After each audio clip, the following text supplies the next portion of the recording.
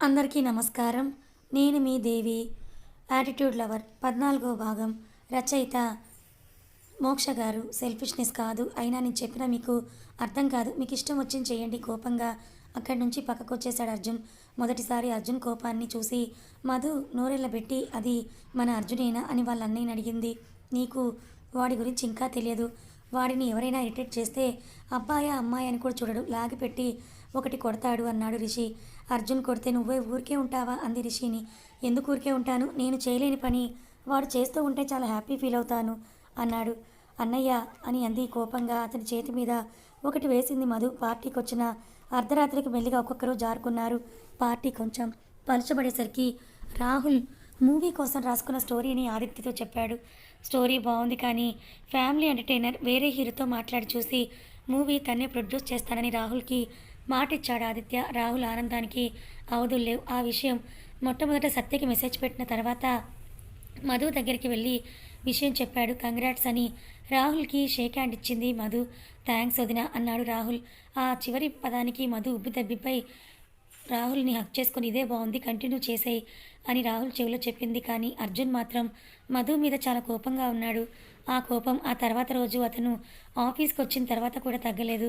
ఆఫీస్కి వచ్చి రాగానే ముందు మధునే క్యాబిన్కి పిలిచాడు. పాపం ఏదో ఊహించుకొని వెళ్ళిన మధు అక్కడ అర్జున్ మొహానికి విసురు కొట్టిన ఫైల్ చూసి మొహం వేలాడేసింది.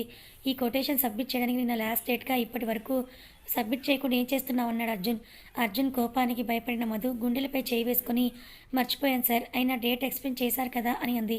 షటప్, డేట్ ఎక్స్టెండ్ చేయకపోయి ఉంటే అక్కడ సమాధానం చెప్పాల్సింది నేను, అయినా ఇలా సిల్లీ రీజన్స్ చెప్పడానిక నిన్ను పనిలో పెట్టిందంటూ ఏదో గుర్తుకొచ్చినట్టుగా మధును తిట్టడం ఆపి తన కళ్ళల్లోకి చూశాడు. మధు కళ్ళల్లో జాలువారుతున్న కన్నీటిని చూసి కూడా అతని మనసు కరగలేదు. అయినా ఎండీకి చెల్లెలివి కదా, నిన్ననే రైట్ ఎలా ఉంది, నువ్వు ఇక్కడ నీకు నచ్చినట్టే ఉండు గో అని అన్నాడు కటువుగా అర్జున్. ఆ మాట ఐఎమ్ సారీ సార్.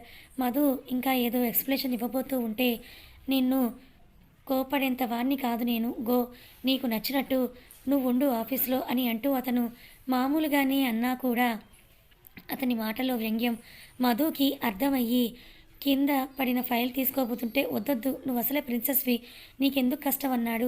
అర్జున్ తిట్టిన తిట్లకి కళ్ళల్లో తిరుగుతున్న సుడులు నేలకి జారనివ్వకుండా అక్కడి నుంచి బయటకు వచ్చేసింది మధు. మధుని డ్రైవర్తో ఇంటికి పంపించేసి కొంచెం చీకటి పడ్డాక ఇంటికి వచ్చిన రిషి తను వచ్చింది కూడా పట్టించుకోకుండా బాల్కనీలో ముభావంగా కూర్చున్న మధుని చూసి నెమ్మదిగా అడుగులు వేసుకుంటూ వెళ్ళి మధు భుజాన చేయి వేశాడు. రిషి వచ్చాడని తెలియని మధు అతని స్పర్శ తగిలేసరికి కళ్ళల్లో జాలు వారుతున్న కన్నీటిని కంగారుగా తుడుచుకొని రిషిని చూసింది. రిషి ఇంకా తడియారని మధు కలు తుడుస్తూ అర్జున్ తిట్టాడా అని అడిగాడు. అప్పుడే విషయం నీ వరకు వచ్చేసిందా అంది.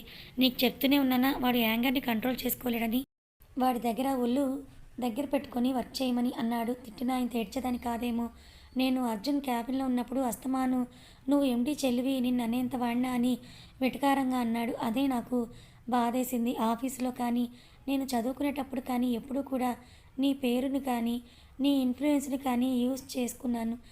నన్ను ఈ అర్జున్ ఈరోజు చాలా హర్ట్ చేశాడు అని అంది. ఎందుకు తిట్టాడు అని అన్నాడు రిషి. ప్రాజెక్ట్ క్వశ్చన్ నిన్ననే లాస్ట్ డేట్, రాత్రి సబ్మిట్ చేద్దామని ల్యాప్టాప్ ఓపెన్ చేస్తే ఆ డేట్ 2 days ఎక్స్టెండ్ చేశారని ఉంది. ఎలాగో టైం ఉంది కదా అని సబ్మిట్ చేయలేదు నేను అంది మధు. రిషి మధుని దగ్గర తీసుకొని మధు ఏ విషయం ఎప్పుడు ఎలా ప్రొకాస్టినేట్ చేయకూడదు, అది లాస్ట్ డేట్కి సబ్మిట్ చేస్తే మనకేం లాభం రాదు కదా, ఈరోజు జరిగిన దాంతో ప్రొకాస్టినేట్ చేయకూడదు ఇంకా ఏ పనిని అన్నాడు. ఈ లెసన్స్ తర్వాత నాకు అర్జున్ మీద చాలా కోపంగా ఉందని పిడికిలి బిగించింది మధు. ఈ కోపంతో రేపొద్దున వాడిని ఆఫీస్లోకి వెళ్ళకొద్దు, కొట్టినా కొట్టేస్తాడు అన్నాడు రిషి. నీ చెల్లిని తిట్టాడంటే నువ్వు నీ ఫ్రెండ్ని సపోర్ట్ చేస్తావేంటి అంది మధు. ఎందుకంటే అర్జున్ తప్పు చేయడని నాకు తెలుసు కాబట్టి మధు కళ్ళలోకి చూస్తూ చెప్పాడు రిషి. అన్నయ్యకి అర్జున్ మీద చాలా మంచి ఒపీనియన్ ఉందే అని మనసులో అనుకొని, అన్నయ్య అర్జున్ మావయ్య కొడుకు అని నువ్వే అర్జున్కి మన కంపెనీలో జాబ్ ఇచ్చావా అని అడిగింది. లేదు మధు, బ్రతిమాలి తెచ్చిపెట్టుకున్నాను అని అన్నాడు రిషి. అర్థం కానట్టుగా చూసింది మధు. నేను ఆదిత్య అర్జున్ ముగ్గురం కూడా ఒకే యూనివర్సిటీలో బ్యాచిలర్ డిగ్రీ చేశాం. ఆదిత్య ఏమో నాది మేనేజ్మెంట్ సీట్స్ అయితే అర్జున్ మాత్రం కష్టపడి చదివితే వచ్చిన free seat. Arjun is very talented Madhu, మా చదువు అయ్యాక డిగ్రీ చేత్తో పట్టుకుని ఇంటికి వచ్చేసరికి అప్పుడు మన కంపెనీ డౌన్ఫాల్లో ఉంది. అప్పుడు ఫారెన్‌లో ఎంఎస్ చేసే ఉద్దేశంలో ఉన్న అర్జున్ నేను అడిగానని నా కోసం తన ఇష్టాన్ని వదులుకొని మన కంపెనీలో జీతం లేకుండా 6 నెలలు పనిచేశాడు తెలుసా అన్నాడు రిషి. మరి తర్వాత ఎప్పుడు అర్జున్ ఎంఎస్ చేయడానికి వెళ్ళలేదా అంది. ఇంట్లో ఒప్పుకోలేదంట అన్నాడు ఆదిత్య. తనకి నీకు ఎలా బాండింగ్ పెరిగింది అంది. ఆ టైంలో ఆదిత్య కూడా నాకు ఫైనాన్షియల్గా సపోర్ట్ చేశాడు. కంపెనీ డెవలప్మెంట్కి కావాల్సిన అమౌంట్ కోసం బ్యాంక్లో షూరిటీ పెట్టాడు. అది సరిపోకపోతే వాడి సొంత డబ్బు కూడా పెట్టుబడి పెట్టాడు. వీళ్ళిద్దరికీ నేను చాలా రుణపడిపోయాను మధు. వీళ్ళిద్దరూ లేకపోతే మనం ఇలా ఉండేవాళ్ళమే కాదేమో అని. మధుని చూసి రిషి మధు కళలో బాధ, అతని మీద అభిమానం చూసి ఇవన్నీ నీకెందుకు, పద డిన్నర్ చేద్దామని అన్నాడు. ఆ మర్నాడు పొద్దున్నే అలారం శబ్దానికి నిద్రలేచిన గోపీనాథ్ గారు అలవాటు ప్రకారం కళ్ళు నులుముకొని పక్కనే ఉన్న మధు ఫోన్ వంక చూశారు. వాష్రూమ్ వైపుకి 4 అడుగులు వేయగానే మొబైల్ రింగ్ అవ్వడంతో వెనక్కి వచ్చి తన ఫోన్ తీసుకొని చెవిలో పెట్టుకున్నారు. హలో గోపీనాథ్ గారు, మీకు మీ అమ్మాయి పేరు మీద స్థాపించిన ట్రస్ట్ పేరు మీద మీరు చేస్తున్న సోషల్ సర్వీసెస్ గాను మిమ్మల్ని కేంద్రం రాజ్యసభ ఎంపీగా నామినేట్ చేసింది. ఫోన్లో వాళ్ళు చెప్పింది వినగానే గోపీనాథ్ గారి ఆనందానికి పట్టపగ్గాలు లేవు. ఆ కాల్ కట్ చేసేసి మధుకి కాల్ చేసి ఫస్ట్ ఈ విషయం మధుకే చెప్పి రూమ్ నుంచి బయటకు వచ్చి అదే విషయం కౌశల్య గారికి చెప్తూ ఈరోజు పొద్దున్న లేవగానే మధు మొహమే చూశాను, అందుకే నాకు ఇంత పదవి వచ్చిందన్నారు. ఆ మాట కౌశల్య గారు మొహం పక్కకు పెట్టి 23 సంవత్సరాల నుంచి దాని మొహమే కదా చూస్తున్నది వెటకారంగా అన్నారు ఆవిడ. అసలు మీ ఆడవాళ్ళందరూ ఇంతేనా? నాకు మినిస్టర్ పదవి వచ్చిందన్న మాట పట్టించుకోకుండా ఇలాగే అనవసరమైన విషయాలు లాగుతారా అన్నారు ఆయన. ఆవిడ నవ్వి సరే ఈ స్పెషల్ డే రోజున మీకు స్వీట్ చేసి పెడతాను. కిచెన్లోకి వెళ్తూ రవి వాళ్ళకు కూడా కాల్ చేసి చెప్పండి అన్నారు ఆవిడ. వాళ్ళ నాన్నకి మంత్రి పదవి వచ్చిందని తెలిసిన తర్వాత మధు ఆనందం అంతా ఇంతా కాదు. తనకే ఆ పదవి వచ్చినంత సంతోషపడిపోయింది. ఆఫీస్కి వెళ్ళి మా నాన్నకి ప్రమోషన్ వచ్చిందని చెప్పి కొలీగ్స్ అందరికీ కూడా స్వీట్స్ని పంచిపెట్టింది. బయట మధు హడావిడి. అర్జున్ తన క్యాబిన్ నుంచి వచ్చి చూశాడు. ఆఫీస్ మధ్యలో చేతిలో స్వీట్ బాక్స్ పట్టుకుని నిల్చున్న మధుని చూసి చిన్న నవ్వు నవ్వి కళ్ళెగరేశాడు. నిన్న అతను మధుని తిట్టింది మొత్తం గుర్తులేనట్టు. మా ఫాదర్కి ప్రమోషన్ వచ్చింది మొహం పక్కకు తిప్పుకొని చెప్పింది మధు. మరి నాకివ్వవా స్వీట్ అన్నాడు అర్జున్. ఆఫీస్లో సగం మందికి వీళ్ళిద్దరూ బావమరదళ్ళని తెలియడంతో వీళ్ళ గురించి పెద్దగా రియాక్ట్ అవ్వలేదు. కోపంగా చూసి స్వీట్ బాక్స్ అర్జున్ ముందు పెట్టింది. మామూలుగానే స్వీట్స్కి దూరంగా ఉండే అర్జున్ నేతిలో స్నానం చేసి ఒళ్ళు తుడుచుకోకుండా వచ్చినట్టుగా ఉన్న ఆ స్వీట్స్ని చూసి మొహం విరక్తిగా పెట్టి మధు కోసం చిన్న ముక్క తుంచుకొని నోట్లో పెట్టుకొని కంగ్రాట్స్ అని అన్నాడు. నో మెన్షన్ అని చెప్పి అర్జున్ తిన్న స్వీట్ నోట్లో పెట్టుకుంది మధు. చిన్నపిల్లల స్కూల్లో బర్త్డేకి చాక్లెట్లు పంచినట్టు పంచిపెట్టావు, అయిపోయిందని డిస్ట్రిబ్యూషన్ అన్నాడు. మధు గుర్రుగా చూసింది అర్జున్ని. గో బ్యాక్ టు వర్క్, ఇప్పటికే అరగంట వేస్ట్ చేశావు వాచ్ చూస్తూ చెప్పి తన క్యాబిన్కి వెళ్ళిపోయాడు. Such a workaholic person. పళ్ళు నూరుకొని తన క్యూబికల్లో కూర్చుంది మధు. కాసేపటికి ఆఫీస్లో ఒక మనిషి అడుగు పెట్టాడు. అతను అలా అడుగు పెట్టగానే మధులో చిన్నపాటి జర్క్ ఇచ్చి ఆఫీస్ చుట్టూ చూసింది. మధు చూసినప్పుడు ఆ వచ్చిన మనిషి చేతులు 2 గాల్లోకి చాచి ఒళ్ళు విరుచుకోవడం చూసిన మధుకి ఈ కటౌట్ ఏదో కొంచెం తేడాగా అనిపించి అతని పక్కనున్న వాడికి అతను చూపించి అతను ఎవరు అని అడిగింది. వీడా? మధు పక్కన ఉన్నవాడు కూడా వచ్చిన వాడిని చూసి షాక్ అయ్యి కీచకుడు, దుర్యోధనుడు, దుశ్శాసనుడు, రావణుడు ఇలా పురాణాల్లో ఉన్న కామాంధులందరినీ కలిపి మిక్సీ కొట్టి వచ్చిన మిశ్రమానికి ప్రాణం పోస్తే వచ్చే అవతారమే వీడు, జాగ్రత్త వీడితో అన్నాడు. వాడి గురించి చెప్పమంటే ఫ్రూట్ జ్యూస్ రెసిపీ గురించి చెప్తున్నావేంటి? విసుక్కుంది మధు. నీ తెలుగు సరిగ్గా రాదనుకుంటా. వాడి పేరు హరిశ్చంద్ర, కానీ వాడొక పెద్ద పర్వట్. అమ్మాయిలు పిచ్చి, చెట్టుకు చీర కట్టిన చొంగ కారుస్తాడు వెధవ. బీ కేర్ఫుల్ అన్నాడు. వాడికి అంత సీన్ లేదు, ఇక్కడ ఉన్నది మధు. తనలో తనే అనుకుని ఇన్నాళ్ళు ఏమైపోయాడు వీడు అంది. వాడి పెళ్ళాం పురిటికి వస్తే డెలివరీకి దిగపెట్టడానికి వెళ్ళాడు. వాడిప్పుడు ఆకలి మీదున్న పులి. నీ మంచికే చెప్తున్నాను, ఒంటిగా వాడికి దొరక్కు అని అన్నాడు. సరే అని ల్యాప్టాప్లో తలదూర్చేసింది మధు. 2 వారాల సెలవు తర్వాత అర్జున్కి కనపడదామని వచ్చిన హరిశ్చంద్ర అర్జున్ క్యాబిన్కి వెళ్తూ క్యాబిన్ ఎదురుగా కూర్చున్న మధుని చూసి ఆగిపోయి గుండెలపై చేత్తోటే రుద్దుకుంటూ మధు అని అలాగే చూస్తూ ఉండిపోయాడు. వారం రోజుల తర్వాత ఆకలితో ఉన్న కుక్కకి మటన్ ముక్క దొరికినట్టుగా కళ్ళ ముందు ఇంత అందం కనపడేసరికి తట్టుకోలేకపోయి మధు దగ్గరికి అడుగు వేయబోతుంటే అర్జున్ని చూద్దామని మధునే వెనక్కి తిరిగింది. ఇద్దరికి మధ్యలో అడ్డుగా నిల్చున్న హరిశ్చంద్రను చూసి బెదిరి స్ట్రైట్గా వెనక్కి వాలింది. అలా వెనక్కి వంగినప్పుడు హరిశ్చంద్ర కళ్ళకి విందుగా కనిపిస్తున్న మధు అందాలను ఆస్వాదిస్తూ నువ్వేనా న్యూ జాయినింగ్ అని అడిగాడు. ఎస్ సార్ అంది మధు. సార్ అక్కర్లేదు, ఐఎమ్ హరి అని చెయ్యి అందించాడు. మధు తన పక్కన తను చెప్పింది గుర్తొచ్చి 2 చేతులు దగ్గర చేసి మధు అని అంది. మధు ఇంత మోడర్న్గా డ్రెస్ చేసుకున్నావు కానీ పాతకాలం దానిలో షేక్ హ్యాండ్ ఇవ్వడం అంటే నమస్కారం పెడుతున్నావు, ఇంట్రెస్టింగ్.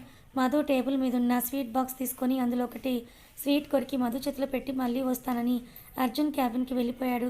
మధు వాడు సగం కొరికిచ్చిన స్వీట్ డస్ట్బిన్లో విసిరి చేతులు శానిటైజర్తో శుభ్రం చేసుకుంది. మధు వాడి కన్ను నీ మీద పడినట్టుంది. వాడు అనుకున్నది సాధించడానికి సామధాన భేద దండోపాయాలు అన్నీ కూడా ఉపయోగిస్తాడు. వాడు ఇంకొకసారి నిన్ను ఇలాగే కానీ కాన్సన్ట్రేట్ చేస్తే మీ బావకు చెప్పు అని మధు పక్కన ఉన్న అబ్బాయి చెప్పాడు. నా ప్రాబ్లం నేను సాల్వ్ చేసుకుంటాను, ఆ ధైర్యం నాకుంది మొండిగా చెప్పింది మధు. మధు నీ బ్రదర్లో చెప్తున్నాను, తర్వాత నీ ఇష్టం అని పనిలో పడిపోయాడు ఆ అబ్బాయి కూడా. ఆఫీస్ అవ్వగానే వాష్రూమ్కి వెళ్ళిన మధు వాష్ బేసిన్ దగ్గర చేతులు కడుక్కుంటూ అద్దంలో చూసింది. మధు సడన్గా వెనక ఆ హరిశ్చంద్ర నిల్చున్నట్టుగా అనిపించి అదరపడి వెనక్కి తిరిగింది. అక్కడ ఎవరూ ఉండకపోవడంతో ఊపిరి తీసుకొని ఫేస్ వాష్ చేసుకొని బయటకు వచ్చేసింది. అక్కడ తన కోసమే వెయిట్ చేస్తున్న రిషి కార్ని చూసి చేతిలో స్లింగ్ బ్యాగ్ ఊపుకుంటూ వెళ్ళి రిషి కార్లో కూర్చుంది. రిషి నవ్వి హౌ ఈజ్ యువర్ డే అన్నాడు. మధుకి హరి గుర్తొచ్చాడు. బట్ అప్పుడే రిషికి చెప్పలేక నైస్, మనం ఇప్పుడు డాడీ దగ్గరికే కదా వెళ్తున్నాం అంది. లేదు, డాడీకి ఈవినింగ్ ఢిల్లీ రమ్మని కాల్ వచ్చింది, ఎప్పుడు తిరిగి వచ్చేది ఇంకా తెలియదు, సో ఇప్పుడు మనం మన ఇంటికేగా వెళ్తున్నాం అని అన్నాడు. మరి డాడీ ఢిల్లీ వెళ్తున్నట్టు నాకు చెప్పలేదే అంది. ఉన్న పలంగా వెళ్ళారు చాపర్లో అన్నాడు. ముందే తెలిస్తే నేను వెళ్ళుండేదాని కదా అని అంది. అర్జున్కి లీవ్ కూడా శాంక్షన్ చేయడు అని అన్నాడు. మీ అర్జున్ గొప్పే కానీ నాకు ఒక బైక్ కొనివ్వచ్చు కదా అని అంది మధు. నీ డ్రైవింగ్ స్కిల్స్ తెలిసిన తర్వాత కూడా నీకు బైక్ కొంటే నేను ఒక మైండ్లెస్ ఫెలోని అని అర్థం అన్నాడు రిషి. నాకు నీతో కార్లో రావడం చాలా ఇరిటేటింగ్గా ఉంది, అయినా బైక్ వాడేది ఆఫీస్కే కదా, సో ఫాస్ట్గా డ్రైవ్ చేయనుంది మధు. చూద్దాంలే అన్నాడు రిషి. మధు మొహం వేలాడేసింది. కార్ ఇంటి దగ్గర ఆగ్గానే నాకు పనుందని చెప్పి మధుని వదిలి కార్ రివర్స్ తీసుకొని ఎక్కడికో స్టార్ట్ అయ్యాడు రిషి. మధుకి ఇంట్లో అడుగు పెడుతూనే తన మొబైల్ రింగ్ అయ్యేసరికి తీసి చూసింది. శౌర్య దగ్గర నుంచి ఆ ఫోన్. అసలే బైక్ వద్దన్నాడని మూడాఫ్లో ఉన్న మధు ఆ ఫోన్ని లిఫ్ట్ చేసి చెప్పరా ముక్తసరిగా అంది. హాయ్ మధు గారు, నా పేరు శౌర్య అంటారండి, ఇంట్లో అంతా కులాసయేనా? వెటకారంగా వినిపించిన శౌర్య మాటలకి నవ్వుకొని సారీరా, ఆఫీస్ బిజీలో నీతో సరిగ్గా మాట్లాడట్లేదంది. అది సరే, మొన్నొచ్చిన పెళ్లి సంబంధం ఏమైంది అన్నాడు. పెటాకులయ్యింది. అయినా శౌర్య నీతో ఒక విషయం చెప్పాలిరా అంది. ఏంటి క్యూరియస్గా అడిగాడు శౌర్య. ఐ ఆమ్ ఇన్ లవ్ అంది మెల్లిగా. ఎవరు అడిగాడు శౌర్య. మధు తడబడుతుంటే అదే అర్జున్, మా మామయ్య కొడుకు రిషి అన్నయ్య పిల్లో చూసావుగా అని అంది. శౌర్య మైండ్ బ్లాంక్ అయిపోయింది. ఒక క్షణం ఏమీ మాట్లాడకుండా మౌనంగా ఉండిపోయాడు. కాల్ కట్ అయ్యిందేమో అని హలో శౌర్య ఉన్నావా అన్న మధు మాటకి స్పృహలోకి వచ్చిన శౌర్య ఆర్ యూ ష్యూర్ అన్నాడు. 100కి 200% ష్యూర్ అంది. శౌర్య మొహంలో రంగులు మారాయి. మరి అతను నిన్ను ఇష్టపడుతున్నాడా అన్నాడు. అతనికి ఇంకా చెప్పలేదు, చెప్పినా నన్ను కాదనడనే నమ్మకం అయితే ఉంది నాకు అంది. శౌర్య పిడికిలి బిగుసుకుంది. ఇంకా ఆ విషయం ఎవరితో చెప్పావు అని అన్నాడు. స్టార్టింగ్లో అక్షితకి చెప్పాను లవ్ ఏమో అని, ఇది లవ్ అని కన్ఫర్మ్ అయ్యాక మాత్రం చెప్పలేదు, ఫస్ట్ నీకే చెప్తున్నానని. రేపు ఈ విషయం ఇంట్లో వాళ్ళతో నువ్వే మాట్లాడి ఒప్పించాలరా అంది. నేను లేకపోయాను, నీకు కావాల్సినవి సమకూర్చుకోగల సమర్థురాలివే అని తెలిచేశావు కదే, ఇంకా నా అవసరం ఏముంది నీకు అని వెటకారంగా అన్నాడు శౌర్య. అతని మాటల్లో ఘాటు మధుకి తగిలి ఫీల్ అవ్వకరా, అసలు నేను అర్జున్కి ప్రపోజ్ చేశాకే నీతో చెప్దాం అనుకున్నాను, ఇలా అంటావని ముందే చెప్పేశానంది. శౌర్య ఎంత ఆలోచించిన మధుని అర్జున్ పక్కన ఊహించుకోలేకపోతున్నాడు. అది విషయం గుర్తొస్తుంటే అతనికి నరనరాల్లో ఉప్పొంగిపోతున్నాయి. కానీ ఆ కోపాన్ని మధుకి తెలియనివ్వకుండా సరే ఇంకేంటన్నాడు. ఇంకేముంది, పిన్ని బాబాయ్ ఎలా ఉన్నారు అని అంది మధు. కాసేపు మధుతో శౌర్య పొడిపొడిగా 4 మాటలు మాట్లాడి ఫోన్ పెట్టేసి వాళ్ళ అమ్మ దగ్గరికి వెళ్ళి అమ్మ నేను ఇండియా వెళ్తున్నానన్నాడు.